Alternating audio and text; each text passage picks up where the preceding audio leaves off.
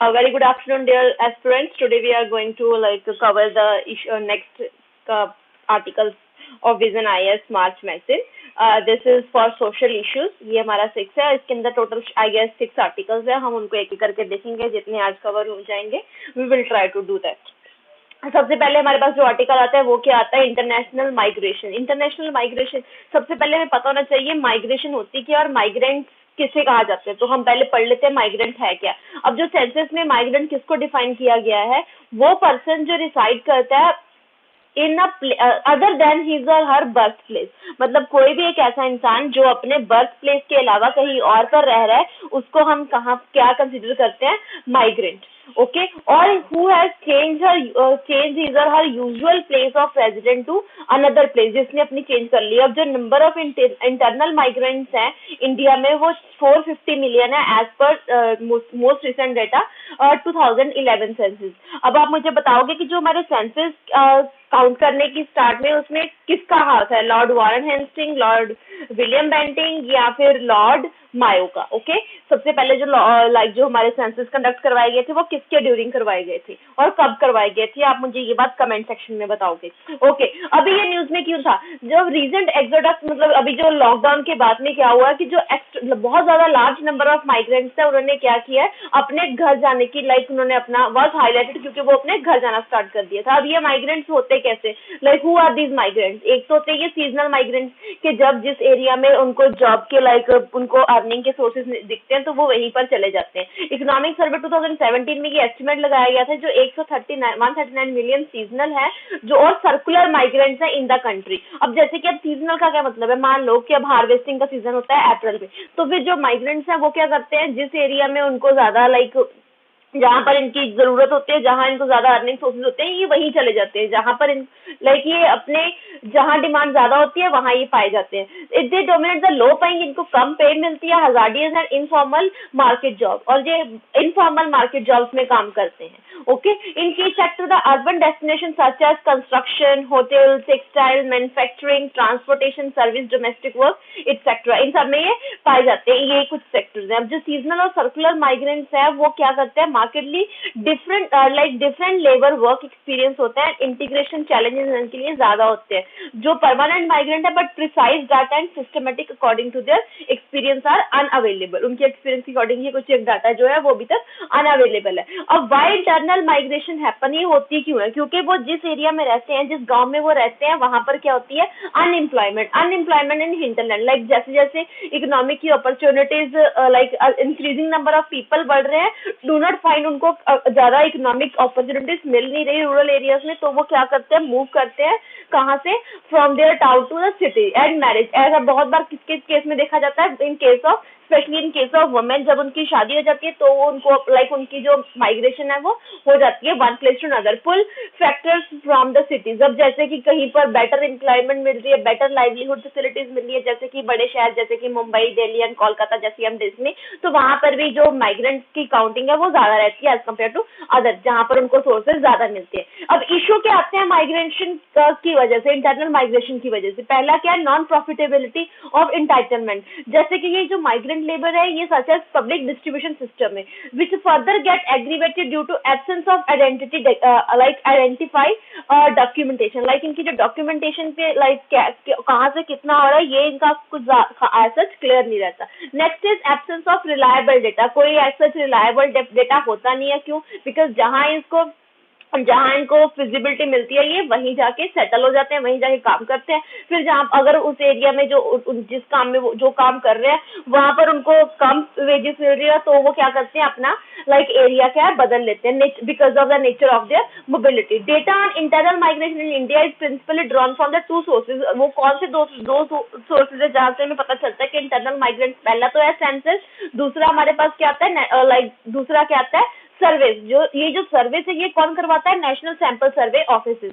और one of the main क्या दिया जाता है, both census and national sample survey office है, in their failure is adequately captured seasonal और शॉर्ट टर्म सर्कुलर माइग्रेशन.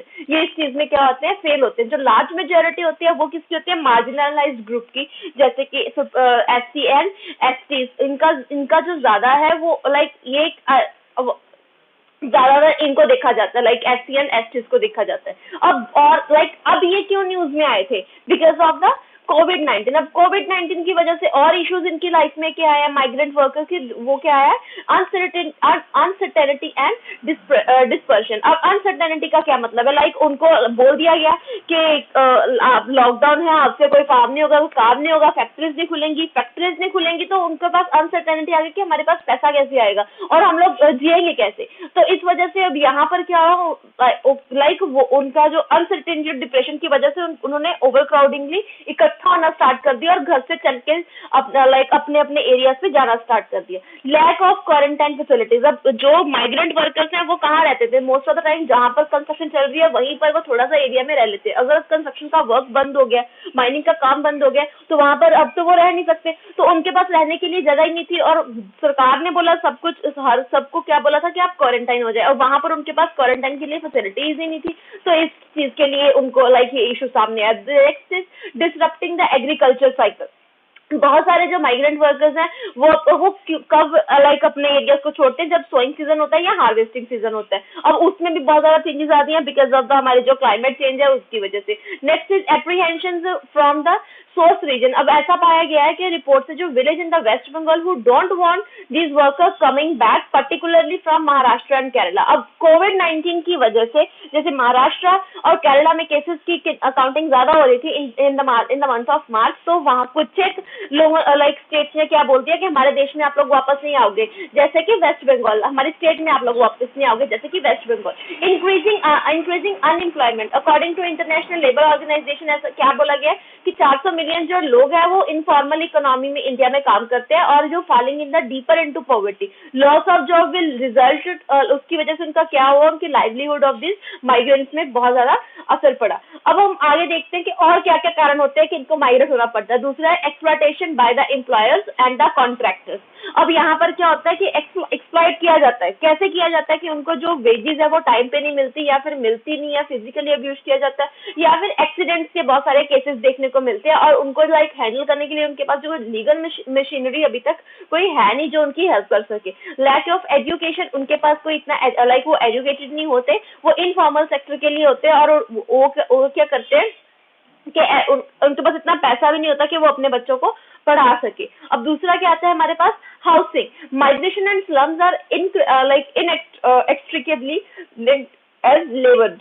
जो हाउसिंग है वो लाइक जो स्लम एरियाज है वो किसके साथ होते हैं, लेबर के साथ। ये उनके ये जो रूरल टू अर्बन माइग्रेंट्स होते हैं वो क्रिएट करते हैं इन एरियाज को। Social exclusion, since the local language of culture is different. अब माइग्रेंट वर्कर्स हैं उनकी अपनी लोकल लैंग्वेज, उनकी वो अपनी लैंग्वेज होती है, जिस एरिया में वो जा रहे हैं वहाँ की अलग लोकल लैंग्वेज होती है, तो उनके लिए बहुत मुश्किल होता है कि वो उनके साथ जल्दी मिक्स एंड मैच हो सके। लाइक दूसरे लोग क्या करते हैं, दूसरी लोकल कम्युनिटीज उनको एक तरह से हरास करती है। Next is stuck in cycle of poverty.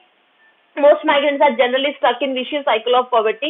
Okay, इसके बाद क्या है, what can be done। अब किया क्या जा सकता है इनके लिए। यूनिवर्सल फूड ग्रेन डिस्ट्रीब्यूशन, एक ऐसी डिस्ट्रीब्यूशन की जरूरत है। लाइक ये लोग क्यों माइग्रेट होते हैं, क्योंकि इनके पास खाने के लिए नहीं होता, इनके पास रहने के लिए नहीं होता। अगर हम फूड ग्रेन्स की फैसिलिटी को प्रोवाइड कर दें यूनिवर्सल के सबको, जो फूड ग्रेन्स है स्टोर, जो भी फूड कॉर्पोरेशन ऑफ इंडिया में लाइक गोडाउन में पड़ा है उसको डिस्ट्रीब्यूट यूनिवर्सली किया जाए एक ही कार्ड के साथ। अभी राशन कार्ड के साथ क्या होता है, हम एक ही स्टेट में करते हैं, लाइक हर स्टेट का अपना अपना होता है और उसके अकॉर्डिंग उनकी फैसिलिटीज होती है। अब इसको क्या करने की जरूरत है, यूनिवर्सल करने की जरूरत है, जहाँ एक ही राशन कार्ड के साथ वो आगे कर सके। Next is direct cash transfer, जैसे कि हमारी जो गवर्नमेंट है ये करती रहती है, लेकिन जैसे कि पीएम किसान में किया था, उन्होंने बोला था कि 6,000 रुपीज पर ईयर दिए जाएंगे, तो उसी के अकॉर्डिंगली यहाँ पे डायरेक्ट कैश ट्रांसफर किसके रिगार्डिंग बात किया गया कि माइग्रेंट वर्कर्स के केस में भी ऐसा होना चाहिए था, जो उनके हाथ में सीधा पैसा आ जाए। और okay, next is interstate coordination committee. एक कमेटी होनी चाहिए जो,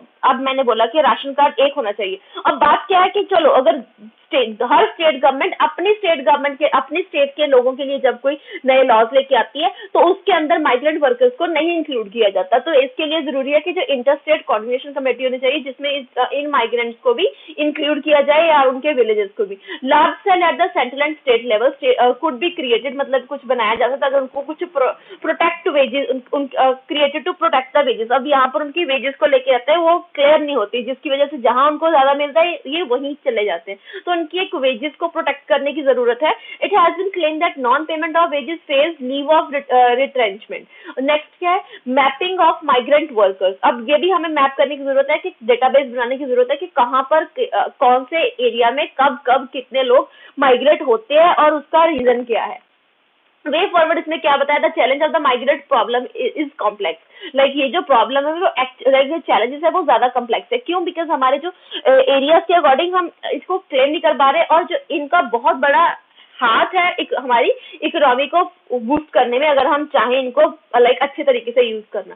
also lack of recognization for migrants is still to be fully addressed, but if policy maker are able to recognise, अगर वो एबल होते हैं migrant worker as a dynamic part of changing India migration instead of being a part of problem, then it will start becoming a part of solution. Like हमें जरूरत क्या है, उनको अपने चेंजिंग इंडिया का पार्ट बनाने की इंस्टेड ऑफ उनको एक प्रॉब्लम समझने की। अगला हमारे पास आर्टिकल क्या आता है, इसके साथ हमारा जो पहला आर्टिकल है इंटरनल माइग्रेंट्स वो हमारा कवर हो गया। अब हमारे पास नेक्स्ट आर्टिकल क्या आ रहा है, दैट इज स्वच्छ भारत मिशन ग्रामीण फेज 2। फेज 1 हमारा हो चुका है, अब यहाँ पर किसकी बात हो रही है, फेज 2 की। ओके, तो हम इसको पढ़ना स्टार्ट करते हैं। ये मिनिस्ट्री ऑफ जल शक्ति है, उसने लॉन्च किया है सेकेंड फेज को, स्वच्छ भारत मिशन फेज 2, जिसमें उसने आउटले कितने का दिया है, टोटल 140 लाख करोड़ 40,00,000 करोड़ का। अब इसमें होगा क्या, it will focus on the sustaining and gain made under the programme. Okay, इसमें किस चीज को फोकस किया जाएगा, gains made under the programme. और वो कौन से गेम्स है, लाइक लास्ट पिछले प्रोग्राम में हमने क्या क्या गेम्स किया है, लाइक लास्ट 5 ईयर में जो टॉयलेट असेस है, यूजेज है, और ऐसा कुछ भी, लाइक हमारा जो कुछ एक एरियाज हैं जो ओपन डेफिकेशन फ्री हो चुके हैं। Okay, next is it will ensure the effective solid and liquid waste management. अब ये SLWM पूछा जा सकता है कि SLWM क्या है, ये क्या है, solid and liquid waste management, और ये is institute under every gram panchayat of the country. It will focus on open defecation free plus, पहले ओपन डेफिकेशन फ्री था, अब ये ओपन डेफिकेशन फ्री प्लस है। आगे जाके हम देखेंगे इन दोनों में डिफरेंस क्या है। Okay, open defecation free and open defecation free plus में। Okay, next is SLWM। SLWM क्या था, solid and liquid waste management of open defecation free plus will be monitored on the basis of output cum indicators, like input output cum indicators. अब पहले इसमें क्या क्या areas है, किन किन एरियाज को कवर किया जाएगा SLWM में, प्लास्टिक वेस्ट मैनेजमेंट को, बायोडिग्रेडेबल सॉलिड वेस्ट मैनेजमेंट को, ग्रे वाटर मैनेजमेंट को, एंड फिजिकल स्लज मैनेजमेंट को। अभी हम देखते हैं, इट वाज इम्प्लीमेंटेड फ्रॉम 2021 अब टू, ये कब से लेके कब तक चलेगा, 2021 से लेके 2024-2025 तक ये चलेगा, ये एक मिशन मोड में रहेगा। ओके, अब it will continue to generate the employment, इसमें एम्प्लॉयमेंट दी जाएगी किनको, to impetus to the rural economy पे ज्यादा ध्यान दिया जाएगा उसमें, like through the construction of household toilets and community toilets as well as in infrastructure for the solid and liquid waste management. अब funding for the project, like इसकी जो funding है वो it will be a novel model को कवरेंज between the different vertical of financing. अब इसमें 52 approximate 52,497 crore है, will be allocated from the budget से इनको एलोकेट किया जाएगा, एंड रिमेनिंग अमाउंट जो बाकी अमाउंट है वो कैसे की जाएगी, will be devaluated from the funds being released under the 15th Finance Commission and MG-Naregas in the revenue generation model particularly for SLWM। अब इसमें प्रोविजन क्या दिया गया है कि जो 12,000 लाइक इंसेंटिव कितने का दिया जाएगा, 12,000 का। किनको दिया जाएगा, construction of individual household toilet के लिए, जिनको like to the newly emerging eligible household as per the existing norms will continue. उसके बाद दूसरा क्या है, दूसरा उन्होंने किस बात की है, financial assistant to the gram panchayat को दी जाएगी। उनको क्यों असिस्टेंट दी जाएगी, ताकि वो कम्युनिटी लाइक जो construction of community manage like जो सैनिटरी कॉम्प्लेक्सेस है विलेज लेवल पर, उनको इंक्रीज कर सके। हैज बीन इंक्रीज लाइक कहाँ से, 2 लाख से 3 लाख, उसको कितना इंक्रीज किया गया, 2 लाख से 3 लाख, किसके लिए, ताकि वो क्या कर सके, financial assistant to gram panchayat, like जो कम्युनिटी सैनिटरी कॉम्प्लेक्स है उसको लाइक सैनिटाइज रख सके। Next is fund sharing pattern. जो फंड शेयरिंग पैटर्न होगा वो सेंटर एंड स्टेट के बीच में कैसा रहेगा, 90 and 30 for the north eastern state.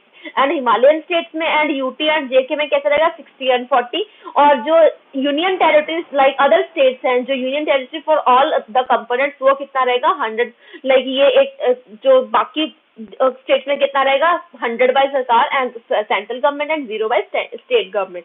अब एम्पावरमेंट इसको लाइक इससे होगा क्या, एम्पावरमेंट होगी किसकी, ग्राम पंचायत की एसडीएम के लाइक स्वच्छ भारत मिशन ग्रामीण के उसके साथ। अब इसमें क्या है, जो gram panchayat across the country will have access to more funds and guideline to use these funds, उनको ज्यादा गाइडलाइन दी जाएंगी कैसे वो कहाँ पर कैसे कैसे फंड्स को यूज कर सकती हैं। यूनियन मिनिस्टर फ्लैगशिप जो मिशन है वो कौन सा है, स्वच्छ भारत मिशन।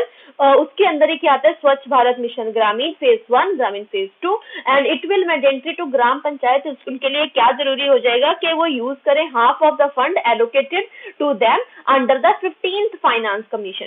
जो एडिशनल है rupees of 5 lakh is allocated to each gram panchayat for solid liquid waste management and Mahatma Gandhi National Rural Employment Guarantee Scheme. इनके अंडर भी उनको 5 लाख रुपीज दिए जाएंगे ताकि वो उनको वहां यूज कर सके। अब हम थोड़ा सा देख लेते हैं स्वच्छ भारत मिशन ग्रामीण के बारे में, लाइक इसको किसके द्वारा इम्प्लीमेंट किया गया, मिनिस्ट्री ऑफ जल शक्ति। इस बात को हम ध्यान रखेंगे, अगर स्वच्छ भारत अभियान की बात आती है तो मिनिस्ट्री ऑफ जल शक्ति का ही लाइक हमारे दिमाग में आना चाहिए। Next is it has been following objective. इसके ऑब्जेक्टिव क्या है कि जनरल क्वालिटी ऑफ लाइफ को प्रमोट करना, क्लीननेस को प्रमोट करना, हाइजीन एंड एलिमिनेट करना ओपन डिफेक्शन को, एक्सेलरेट करना सैनिटेशन को और कवर करना रूरल एरियाज को ताकि वो किसके अंदर आ सके, स्वच्छ भारत मिशन को अचीव कर सके। मोटिवेट करना community and Panchayati Raj institution को ताकि वो अडॉप्ट कर सके sustainable sanitation practices and facilitate कर सके लाइक जो अवेयरनेस है क्रिएशन ऑफ हेल्थ एजुकेशन, इस चीज को वो ज्यादा से ज्यादा फैला सके। इनकरेज करना कॉस्ट इफेक्टिव टेक्नोलॉजीज को, डेवलप करना कम्युनिटी को ताकि वो मैनेज करे सैनिटेशन सिस्टम को, focusing on the scientific solid waste management system.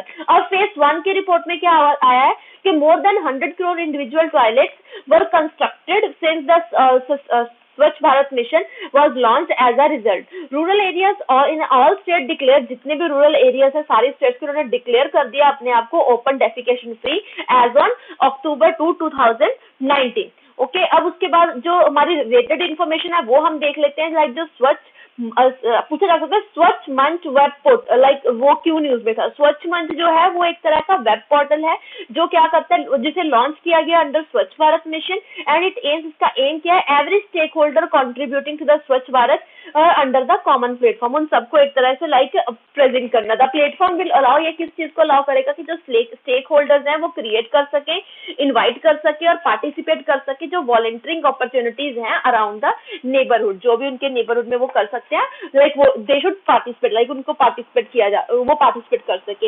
It will enable, ये इनेबल करेगा अपलोड द पिक्टोरियल एविडेंसेस कि एक्चुअल में जो कह रहे हैं उसमें और जो दिखाया जा रहा है उसमें कितना फर्क है, लाइक ये एक तरह की पिक्टोरियल एविडेंसेस करेगा कि हाँ यहाँ पर ये रिकॉर्ड है और ये इतना सही है। Okay, it will also be integrated with the existing स्वच्छता ऐप, लाइक ये जो पहली स्वच्छता ऐप हमारी चल रही है ये उसी के साथ ही इंटीग्रेट किया जाएगा, सारे सिटीजन का जो ग्रीवियंस रिड्रेसल प्लेटफॉर्म है उसको भी देखा जा सकता है। अब ODF plus and ODF plus plus के बारे में बात चल रही है, ये हमारा उसी के अंदर एक आर्टिकल है जो हम लोग अभी पढ़ रहे थे। अब इसके अंदर क्या है कि अभी जो रिपोर्ट आई है parliamentary standing committee on urban development के द्वारा, उन्होंने क्या रखा है लोकसभा के सामने रिसेंटली कि जो प्रोग्रेस रिपोर्ट रखी है स्वच्छ भारत मिशन अर्बन के बारे में, पहले हम ग्रामीण पढ़ के आए हैं, आप उन्होंने किसके बारे में रिपोर्ट रखी है, अर्बन के बारे में। ठीक है, अब इसमें उन्होंने व्हाट इज द, हमें यही पता होना चाहिए ODF plus and ODF plus plus में डिफरेंस क्या है। जो स्वच्छ भारत मिशन है वो लॉन्च किया गया था 2014 में, ये हमें पता होना चाहिए, जिसका ऑब्जेक्टिव क्या था कि हम लोगों ने क्या करना है, ओपन डिफेक्शन फ्री स्टेटस को लेके आना है in all urban local bodies, जितनी भी हमारे पास अर्बन और लोकल बॉडीज है उनके अंदर। जो स्वच्छ भारत मिशन का जो फेज 1 था वो किसके अंदर आया था, ministry of housing and urban affairs. Okay, has 2, उसके 2 कंपोनेंट से, पहला क्या था कि हमने 100% ओपन डेफिकेशन फ्री स्टेटस लेके जाना है, दूसरा क्या था, putting the play system to achieve 100% solid waste management in all urban local bodies in the country. अब अंडर फेज 1 में क्या है, जो सस्टेनेबल जो स्वच्छ भारत मिशन अर्बन है, उसके अंदर जो 99% सिटीज हैं वो ओपन डेफिकेशन फ्री हो गई हैं बाय दिसंबर 2019। और देखो, अगर आपसे कोई पूछा जाए कि ओपन डेफिकेशन फ्री जो विलेजेस हैं और पंचायतीज हैं वो कब तक हुई हैं, वो हुई हैं अक्टूबर 2019 तक। और जो सिटीज हैं 99% फेज 1 के अंदर, वो कब हुई हैं, दिसंबर 2019 के ऊपर। इस बात का हम लोगों ने ध्यान रखना है कि पहले हमारे जो गांव है वो हुए हैं ओपन डेफिकेशन फ्री, फिर सिटीज हुई हैं और अर्बन एरियाज हुए हैं विद द टारगेट। इसमें टारगेट किसमें क्या साइड किया गया, time to consolidate the ODF achievement to make it sustainable and address the issue of holistic sanitation by addressing, इसमें किस चीज को एड्रेस किया जाएगा, सैनिटेशन वैल्यू चेन को। अब क्या है, सोशल स्वच्छ Bharat mission ODF plus like open defecation free plus में क्या आता है, and addresses the issue of and open defecation free plus plus protocol. ये क्या करेंगे, सीधा हम इनके डिफरेंस पे आ जाते हैं। जो ओपन डेफिकेशन फ्री प्रोटोकॉल है उसमें क्या है, the A city ward is notified, क्या है कि वो क्या हो गया, not a single person is found defecting in open. Like ODF में क्या है कि कोई भी पर्सन हमने ऐसा नहीं अब रह गया है कि जो ओपन में ओपन डेफिकेशन करते देखा जाए। और यहाँ पर क्या है, open defecation ODF plus plus में क्या है, उसमें क्या और किस चीज को यूज, डिफेक्टिंग एंड ना तो वो डिफेक्ट करता पकड़ा जा रहा है, ना unitary in the open, okay, ना तो वो यूरिनेटिंग इन द ओपन, ना तो वो यूरिनेट कर यूराइन दे रहा है ओपन में, ना ही वो क्या दे रहा है डिफेक्शन हो रही है, ओके। दूसरा, जो पब्लिक टॉयलेट्स है वो फंक्शनली वेल मेंटेन्ड है, ये किस में आ जाता है, ओपन डेफिकेशन फ्री प्लस में। अगर हम प्लस प्लस की बात करें तो प्लस प्लस के अंदर क्या आ जाता है, वाटर जो ड्रेनेज सिस्टम है, जो स्लजेस है, सीवेज है, उनको भी इंक्लूड किया गया। इसमें क्या किया गया, F-SSS को किया गया। F-SSS में क्या है, faecal sludge septage and sewage. अब इसमें सेफ्टी मैनेजमेंट को किया गया, no discharging and dumping of untreated जो स्लज है उसके सीधा वो वाटर बॉडीज में नहीं फेंका जा रहा, ओके। जो ओडीएफ था वो सिर्फ टॉयलेट के ऊपर था, जो ओडीएफ प्लस था वो वाटर मेंटेनेंस एंड हाइजीन के ऊपर था, जो ओडीएफ प्लस प्लस है वो किसके साथ है, sewage and septage management system के साथ। अब अगर हम स्टेटस की बात करें according to Ministry of Housing in Urban Affairs, तो उसमें क्या है, उन्होंने सर्टिफाई किया है ODF at least one, certified ODF at least one on the basis of ODF protocol, okay, are eligible to, उनको डिक्लेयर किया जाएगा देमसेल्फ बाय स्वच्छ भारत मिशन, या तो वो ओडीएफ प्लस है and SBM ODF plus plus. उसके जो फेज 1 में क्या पाया गया, close to 65.81 lakh individual household toilets has been constructed, उनको बना दिया गया, and 5.89 lakh seats of community public toilets were constructed. और 65.81 क्या है, individual household toilets, and 5.89 जो है वो क्या है, पब्लिक टॉयलेट्स को कंस्ट्रक्ट किया जा चुका है। Next is waste processing has gone up more than 3 times up to 60% currently. अब इसके अंदर क्या क्या आ रहे हैं, 35 जो स्टेट्स हैं उन्होंने खुद को डिक्लेयर कर दिया ODF in the urban area, 4137 जो है उन्होंने अपने आप को सर्टिफाइड कर दिया है open defecation free, out of कितने, 4320 सिटीज,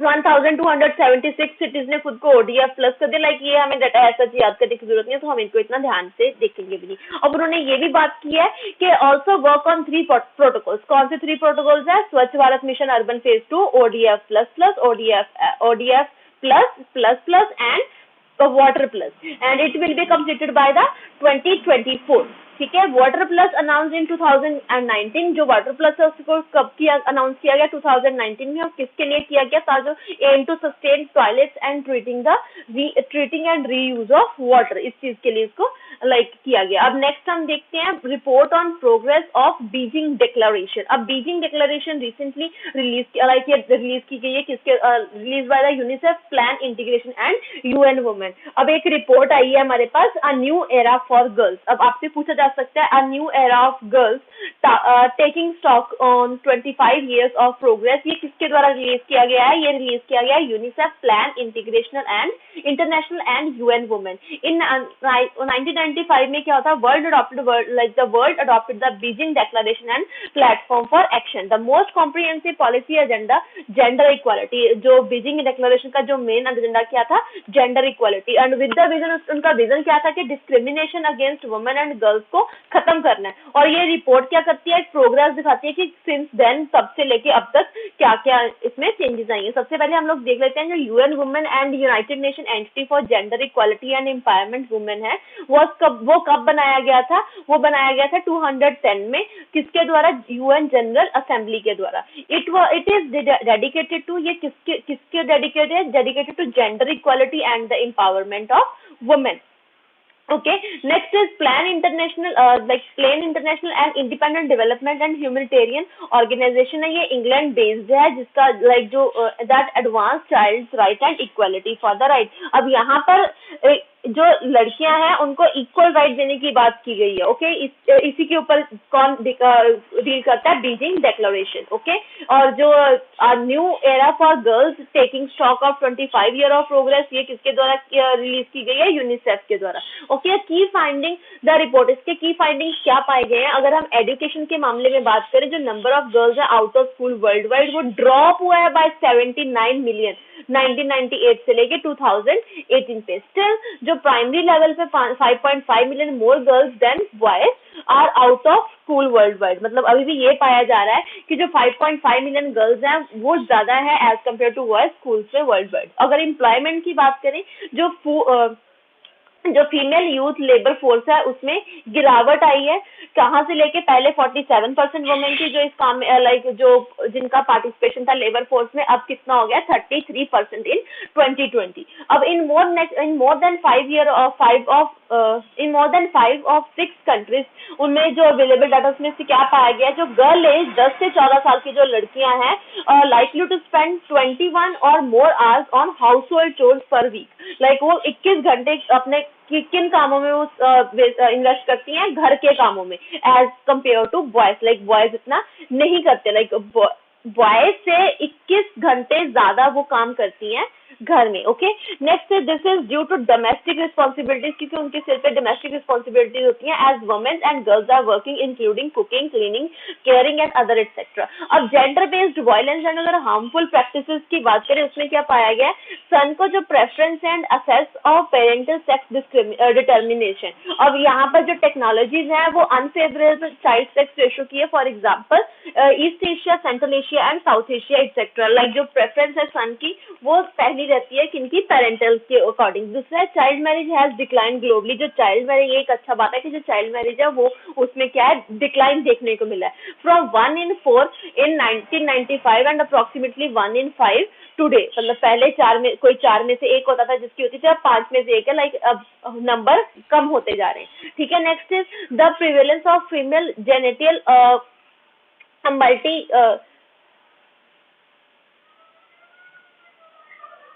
मल्टीलेशंस। अब ये क्या है? ये भी डिक्लाइन हुआ है 1 in 3 adolescent girls age 15 to 19 years। Okay, health and nutrition की बात करें तो हेल्थ एंड न्यूट्रिशन में क्या पाया गया? जो ओवरवेट एंड ओबेसिटी है among girls from age 5 to 19 वो 9% है।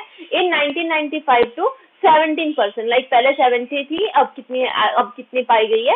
9%। Okay, the adolescent birth rate has declined, उनमें एडोलसेंट बर्थ रेट में गिरावट आई है फ्रॉम 60 बर्थ पर 1000 गर्ल्स से लेके अब कितनी हो गई है? 44 birth. Yes, it is prevalent in sub Saharan Africa and remain curve for mortality. अब सजेशंस क्या दिए गए हैं इस रिपोर्ट के द्वारा? No decision for girls without girls, कि अगर आपको गर्ल्स के लिए कोई डिसीजन लेना वो बिना गर्ल्स के आप नहीं ले सकते। क्यों? Because girls to be the change maker, actively उनको उनके जो मैटर्स है उनमें एक्टिवली इन्वॉल्व होने की आवाज है उनकी, engaging their voice and opinions for the community and political processes. Next is more targeted investment in the adolescent girls. Adolescent girls के ऊपर थोड़ा और टारगेटेड इन्वेस्टमेंट करने की जरूरत है, जैसे कि interlink vulnerability, opportunities and perspectives is needed. Developing adolescent girls education and skill for the fourth industrial revolution. Fourth industrial revolution के लिए जो adolescent girls हैं उनको education and skill उनको educate and skills देने की जरूरत है. Next is ending gender based violence, child marriage, and ensuring girls have accurate, timely and respectful health informed the services. Need to drive क्या drive करने की जरूरत है? Evidence informed policy and the program decision for adolescent girls and for further accountability है. अब यहाँ पर हम लोगों को क्या याद रखने की जरूरत है कि मेन हमारी जो रिपोर्ट है, जो बीजिंग डिक्लेरेशन है, वो 2010 में under the United nation assembly उनके द्वारा ये हुआ था. उसमें 1995 में ऐसा क्या था कि उन्होंने बोला यूनिसेफ ने एक प्लान बनाया था, एक रिपोर्ट आई है, new era for girls taking stock on 25 year of progress. अब यहाँ पर उन्होंने क्या बोला, एक रिपोर्ट है कि जो लड़कियों की दशा है वो 1995 और अब 25 इयर्स में उनमें क्या डिफरेंसेस आए हैं. उसमें कुछ एक अच्छे भी हैं, कुछ एक मुझे नहीं, जिनमें कुछ नहीं भी हुआ. दूसरा उन्होंने हमें क्या बोला है कि no decision for girls without girls. आपसे ये पूछा जा सकता है no decision for girls without girls, ये रिसेंटली न्यूज में था, ये क्यों था? ये सजेशंस में एड्रेस किया गया है कि गर्ल्स के लिए डिसीजन लेना है, बिना गर्ल्स के आप नहीं लोगे.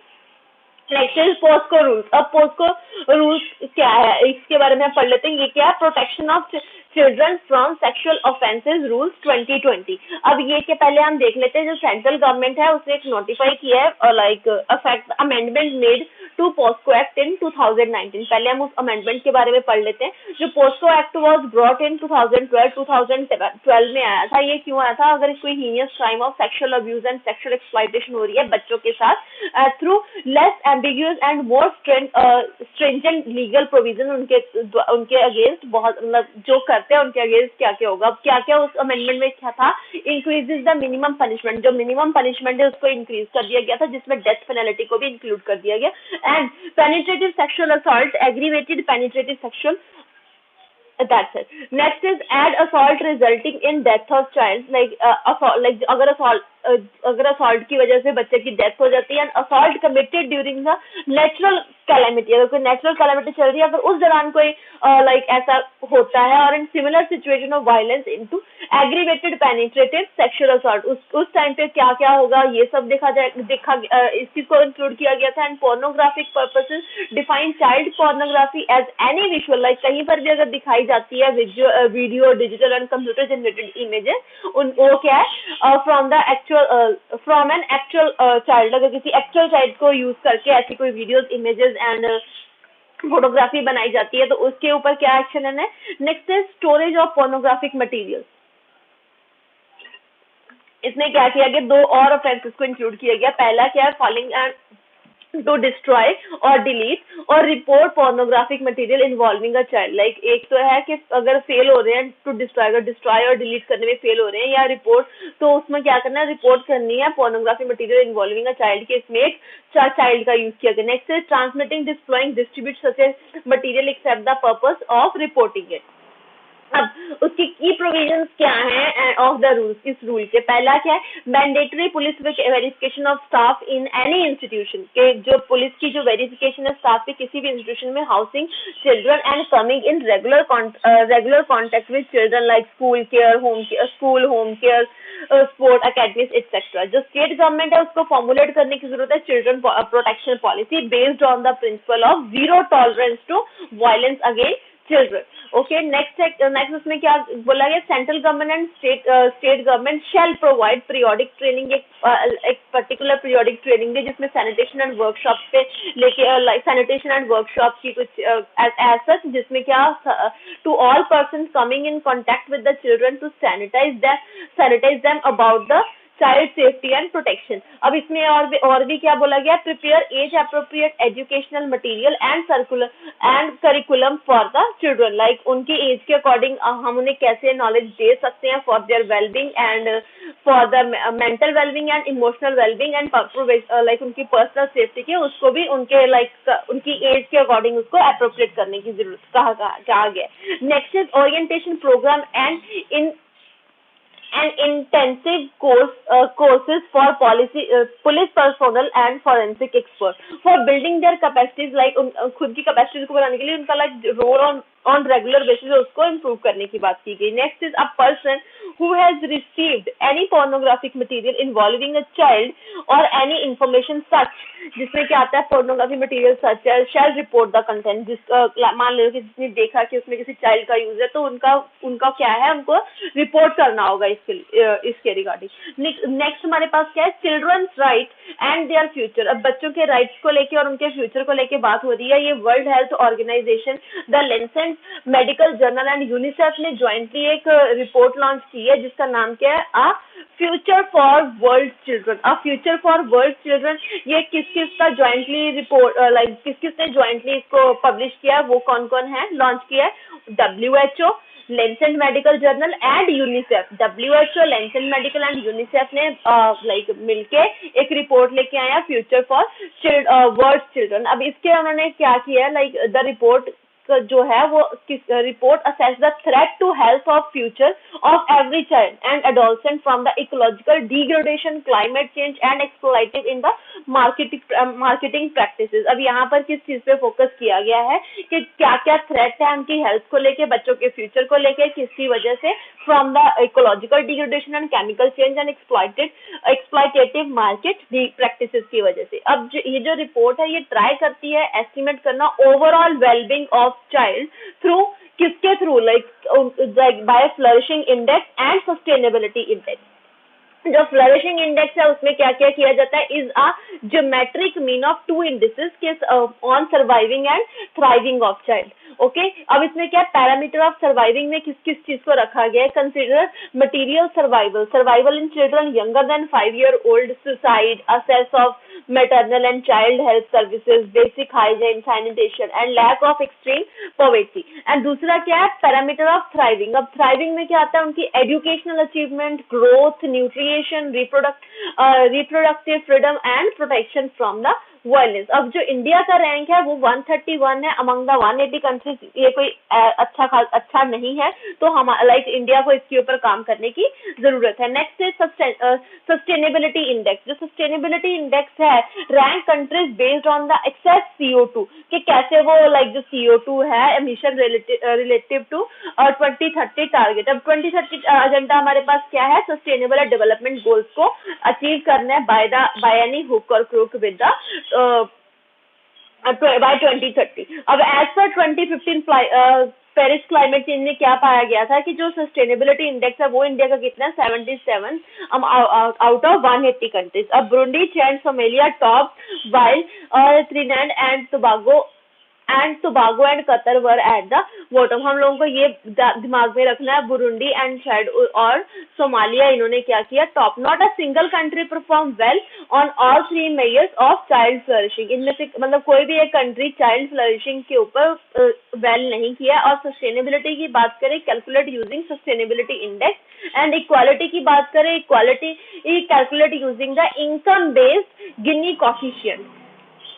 इक्विटी कैसे काउंट की जाती है, इनकम बेस्ड गिनी कोफिशिएंट के साथ. सस्टेनेबिलिटी कैलकुलेट की जाती है सस्टेनेबिलिटी इंडेक्स के साथ. और जो चाइल्ड फ्लरिशिंग है वो कैलकुलेट की जाती है यूजिंग फ्लरिशिंग इंडेक्स के साथ. अब स्पेसिफिक रिकमेंडेशंस वर गिवन. इसमें क्या है, स्टॉप करो CO2 इमिशन को with the utmost urgency. Children and adolescent centric policies बनाने की जरूरत है. And new optional protocol and UN convention on the right to children, like इसके लिए भी कुछ कन्वेंशन लाने की जरूरत है. अब ये था हमारे पास children's right and their report.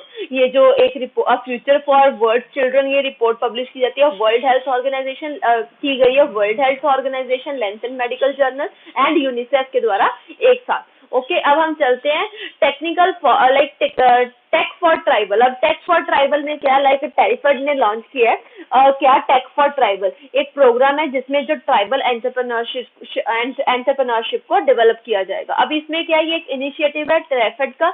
And इसको सपोर्ट कौन कर रहा है, ministry of micro small and medium enterprise like MSME. इसका एम क्या है, कैपेसिटी बिल्डिंग करना एंड इम्पार्ट करना है एंटरप्रेन्योरशिप स्किल्स को किनमें, ट्राइबल फॉरेस्ट में. लाइक जो भी वहां पर जो ट्राइबल फॉरेस्ट में कुछ कम्युनिटीज बन रही हैं उनको एनरोल किया जा सके प्रधानमंत्री वन धन योजना के तहत. ओके जो ट्राइफेड है वो क्या है, tribal cooperative marketing and development federation of India, ये हम दिमाग में रखेंगे। इट वाज लॉन्च, क्या लॉन्च किया गया था, ये टेक्स्ट फॉर ट्राइबल्स ये लॉन्च किया गया है in collaboration with IIT Kanpur, IIT Roorkee, IIM Indore, Kalinga Institute of Social Science and Bhubaneswar instructor, like जो बड़ी बड़ी प्रेस्टिजियस लाइक टेक्निकल इंस्टीट्यूशंस है उनके साथ इनको कोलैबोरेशन किया गया है टेक फॉर ट्राइबल्स को। नेक्स्ट क्या है, अंडर दिस कोर्स इसमें will be developed with the content relevant to entrepreneurship in value addition, इसमें वैल्यू एडिशन पे ध्यान दिया जाएगा। This will help their business run with marketable product and quality certification. Okay इसमें उनको हेल्प मिलेगी ताकि वो अपने प्रोडक्ट्स को आगे फर्दर लोगों तक पहुंचा सके। अब जो ट्राइफेड है उसके बारे में हमें थोड़ा बहुत पता होना चाहिए। जो ट्राइफेड है वो क्या है, tribal cooperative marketing development federation of India, ये एक नेशनल लेवल की ऑर्गेनाइजेशन है जो काम करती है मिनिस्ट्री ऑफ ट्राइबल अफेयर के अंदर। ये पहली बार कब एग्जिस्टेंस में आई थी, 1987 में। It's objective is socio economic development of tribal people bye marketing development of the tribal products, जिसमें इंक्लूड किया जाएगा माइनर फॉरेस्ट प्रोड्यूस का, जो भी माइनर फॉरेस्ट प्रोड्यूस किए जाते हैं उन सबको इसमें इंक्लूड करने की बात की जाती है, लाइक उसके उनके बारे में स्टेप्स लेने की बात की जाती है। इसके अंदर और क्या क्या आता है, लाइक एक तो सेंसिटाइजेशन, दूसरा क्या है formation of self help group जो and impart training to them in a more systematic and scientific manner. Like ये जो ट्राइबल एरियाज की जो वेलबींग के लिए उनके जो उनके जो प्रोडक्ट्स हैं उनकी डेवलपमेंट है, उनके जो बनाए हुए प्रोडक्ट्स है उनकी मार्केटिंग के लिए जो एजेंसी आती है वो कौन सी है, ट्राइफेड। अब दूसरा क्या हमने पढ़ा था, प्रधानमंत्री वन धन योजना। प्रधानमंत्री वन धन योजना 2018 में लॉन्च की गई थी मिनिस्ट्री ऑफ ट्राइबल अफेयर्स के द्वारा। ये एक नोडल डिपार्टमेंट है, nodal department and TRIFED as a nodal agency of central level. अब इसमें क्या है, वंदन विकास केंद्र बनाने की बात की गई है, विल बी एस्टैब्लिश, जिसमें क्या किया जाएगा, स्किल्स प्रोवाइड किए जाएंगे, कैपेसिटी बिल्डिंग के लिए ट्रेनिंग दी जाएगी and primary processing and value addition facilities भी बताई जाएंगी। दूसरा क्या है, वंदन विकास केंद्र फॉर्म क्लस्टर 10, उसमें 10 like cluster of 10 self help group है वो मिलके बनाएंगे, जिसमें जो 10 सेल्फ ग्रुप है उसमें क्या होगा, 30 ट्राइबल माइनर फॉरेस्ट प्रोड्यूस को एक साथ लाइक गैदर किया जाएगा। इसमें क्या और क्या बात की गई, seeks to create processing facilities at primary secondary and tertiary level, जिसमें इन्वॉल्व किया जाएगा corporate under PP triple P model. Okay अब जो पहला मॉडल है वंदन विकास केंद्र का वो कहाँ सेट किया गया, बीजापुर डिस्ट्रिक्ट ऑफ छत्तीसगढ़, ये हमें याद रखना दिमाग में रहना चाहिए। जो पहला मॉडल है वो कहाँ सेट किया गया, छत्तीसगढ़ में, Bijapur district of Chhattisgarh. Total 700 like 799 Vandhan Vikas Kendra in the 24 states have been open since the launch, जब से ये लॉन्च हुआ। लॉन्च कब हुआ है, 2018 से। और जो ट्राइफेड है वो कब एग्जिस्टेंस में आया था, 1987 में। ट्राइफेड का काम है मार्केटिंग में डेवलपमेंट करना। और जो टेक टू ट्राइबल है वो क्या, वो किसके लाइक ट्राइफेड किसके साथ मिलकर काम कर रहा है, ministry of micro small and medium enterprises, इसके साथ कोलैबोरेट कौन कर रही है, हमारे जो प्रेस्टिजियस आईटी इंस्टीट्यूशंस है like IIT Kanpur, IIT Roorkee, IIM Indore. IIM Indore ये किसके साथ deal, Indore Kalinga Institute of Social Science and Bhubaneswar, like यहाँ जो मैनेजमेंट को और मार्केटिंग को लेके उन चीजों को इसमें इन्वॉल्व करने की बात की गई है। तो इसके साथ ही जो हमारा 6 था जिसमें हम लोगों ने डिस्कस लाइक वो भी हमारा आर्टिकल कंप्लीट हो गए हैं। और इसके बाद हम लोग जो सोशल इश्यूज के रिलेटेड आर्टिकल्स थे वो हमारे कंप्लीट हो गए हैं। नेक्स्ट हम लोग जो साइबर के साथ या इंटरनेशनल टेक्नोलॉजी के साथ जो भी आर्टिकल्स होंगे विद इन आईएएस में, we will try to cover this as soon as possible and don't forget to comment your views and the answers that were asked during and answer the question that were asked during the lecture, and do share with your friends if you find it relatable with them. And अगर आपको like ऐसा मत सोचो कि अगर मैं किसी को बता दूंगा तो मेरा नुकसान हो जाएगा। दोस्तों वो जंग ही क्या, अगर दोनों के पास इक्वल बराबरी के हथियार ना हो, तो अगर कभी जीतने का तभी मजा है अगर सामने में कंपटीशन भी तगड़ा हो। वो तभी होता है अगर हम एक सेम रिसोर्सेज को पढ़ के अगर हम कहीं अच्छी जगह पे जा रहे हैं, that could be the beneficial. So जितना हो सके इतना इसको शेयर कीजिए। Okay, thank you for being with us, stay healthy, stay tuned, have a nice day.